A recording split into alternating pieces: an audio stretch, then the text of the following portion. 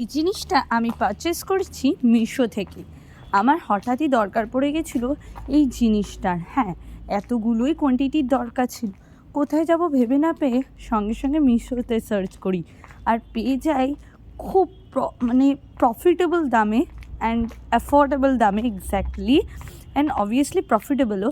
ঠিক আছে, দামে এই জিনিসটা চলো দেখে নিই কতটা সুন্দর এসছে এই জিনিসটা। হ্যাঁ, আমি আনবক্সিংয়ের আগেই বলে ফেলছি সে সুন্দর এসছে, তাই তো? দেখো শুধু জিনিসটা কি আর ঠিক কতটা ভালো এসছে।